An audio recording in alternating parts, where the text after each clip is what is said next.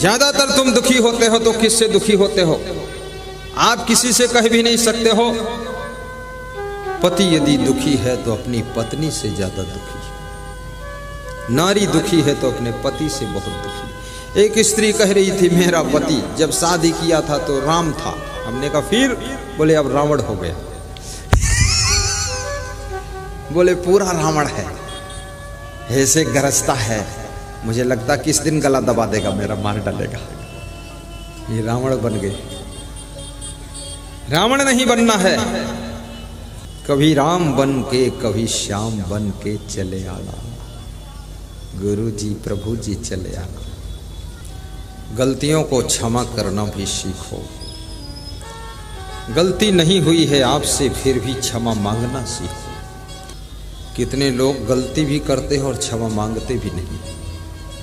कितने लोग गलती करते और क्षमा मांग लेते हैं, और कितने लोग गलती भी करते हैं क्षमा भी नहीं मांगते हैं, ऊपर से लड़ने को तैयार होते हैं। बिना गलती के जो क्षमा मांग ले वो महान होता है, और बिना गलती के जो क्षमा मांगने को तैयार है तो भविष्य में उससे गलती होने की संभावना समाप्त हो जाती है। इसलिए बिना गलती के भी क्षमा मांगो। कभी कभी अपने पिताजी से क्षमा मांग लिया करो। इस कलयुग में तो उल्टा हो गया। कितने बाप तो अपने बेटे से क्षमा मांगते हैं कि माफ कर दो बेटा, मुझे छोड़कर मत जाओ। शादी होने के बाद बहुएं ज्यादातर अपने सास ससुर से अलग रहना चाहती। देवरानी जेठानी के साथ, गोतनी गोतना के साथ रहना नहीं चाहती।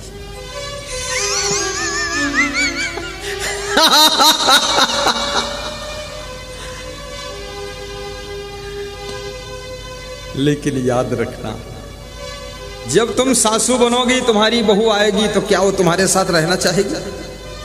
तुम समझती हो मैं बड़ी चतुर खिलाड़ी हूं? अरे वो तो तुम्हारे साथ तुम्हारा मुंह नहीं देखना चाहेगी। वो तो ऐसे न्यू मॉडल की आएगी, हॉलैंड पोलैंड की बनी हुई,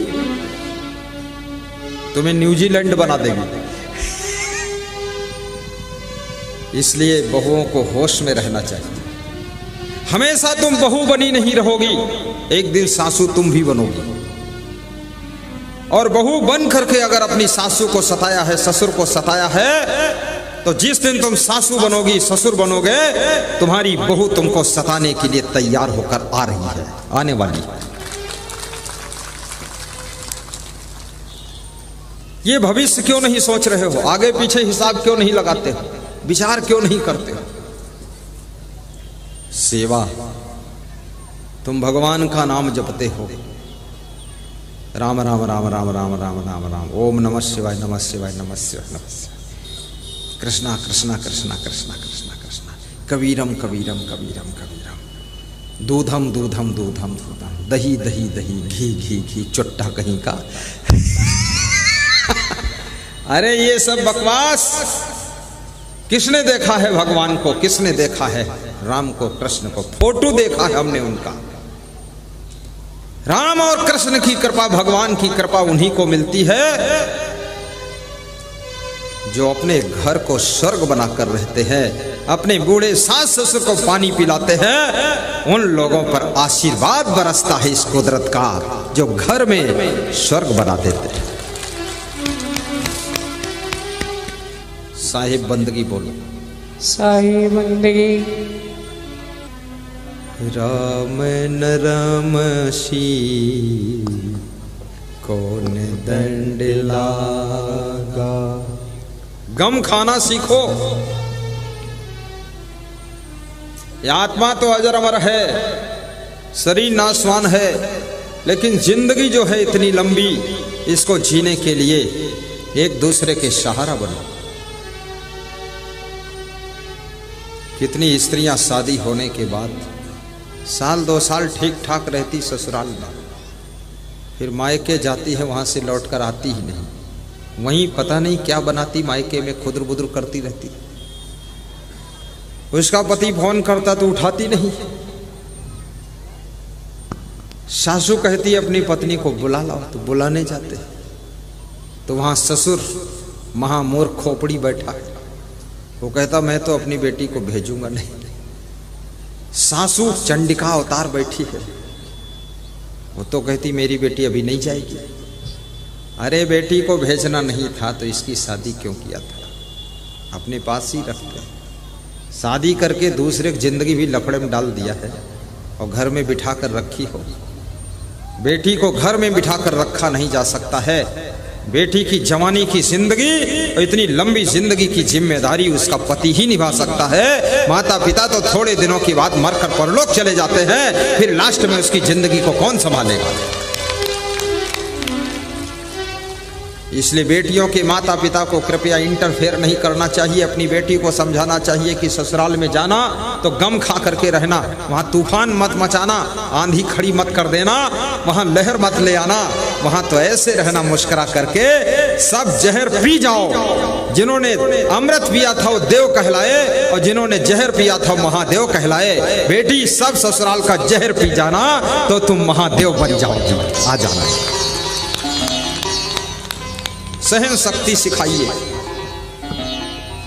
और जिसमें सहनशीलता नहीं है किसी भी फील्ड में कुछ नहीं कर सकता है। नेता कितना सहनशील होता है, कोई इसके फोटो पर जूते मारता है, कोई जूते चप्पल का माला पहनाता है, कोई नेता को गधे पर बिठा करके फोटो खींचकर फेसबुक पर डालता है, कोई नेता के वो क्या बोलते उसको, वो जो बनाते पुतला बनाकर फूंक देता है, फिर फेसबुक पे डाल देता है कि नेताजी जल मर गए, दफन कर दिया हमने।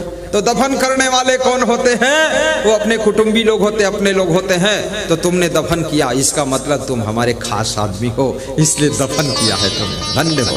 अरे मूर्खो, फालतू खाम खा का काम करते। दफन करने कोई गैर आदमी थोड़े आता है, दफन तो वही करते जो अपने कुटुंब परिवार के होते हैं। तो ये जो दफन कर रहे हैं पुतला ना, ये घोषित कर रहे हैं कि हम भी आपकी फैमिली के सदस्य, आपका पुतला दफन कर रहे हैं। लेकिन नेता इन चीजों से दुखी नहीं होता है, सब सह लेता है, गम खा लेता है, गालियां सह लेता है। उसके बाद एक दिन बिहार का मुख्यमंत्री बन करके दहाड़ता है और जिधर आदेश करता है उधर रोड बन जाती है, जिधर आदेश करता है उधर स्कूल बन जाता है। याद रखना, बहुत ऊंचाई पर पहुंचने के लिए बहुत सहन शक्ति की आवश्यकता होती है। जो गम नहीं खा सकता है वो जिंदगी में ऊपर उठ भी नहीं सकता है।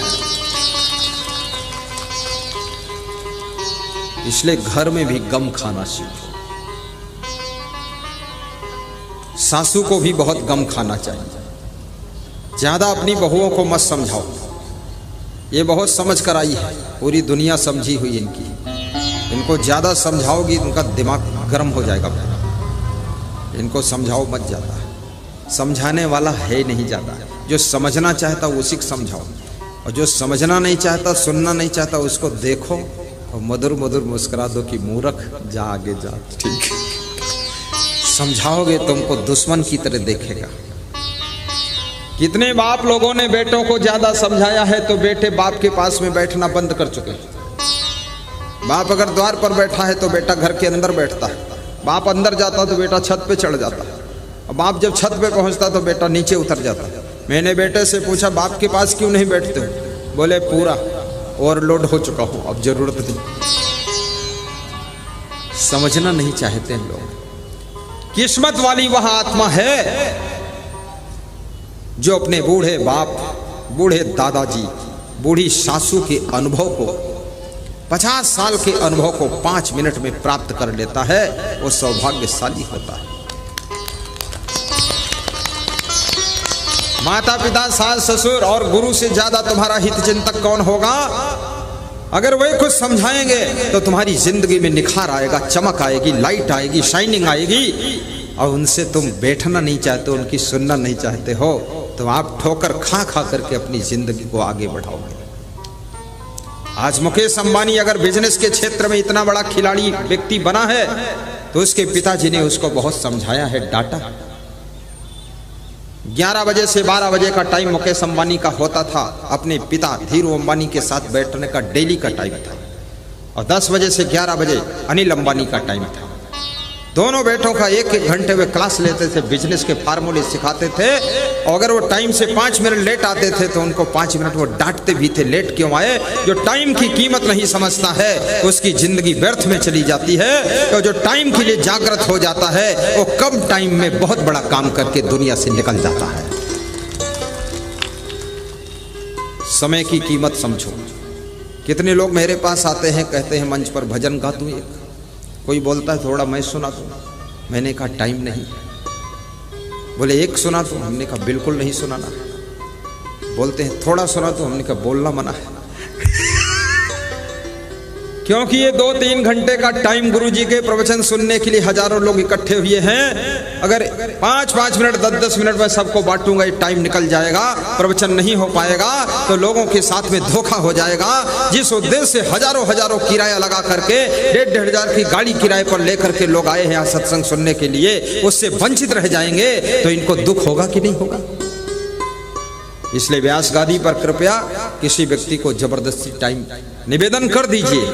गुरुजी हाँ बोल दे तो ठीक, और ना बोल दे तो मुस्करा दो कि चलो ठीक है। हाँ, जब मेरे प्रोग्राम में एक सांसद आया, उसने कहा मुझे पहले टाइम दे देना, मेरे पास टाइम ज़्यादा नहीं, मुझे जाना है लखीमपुर खीरी।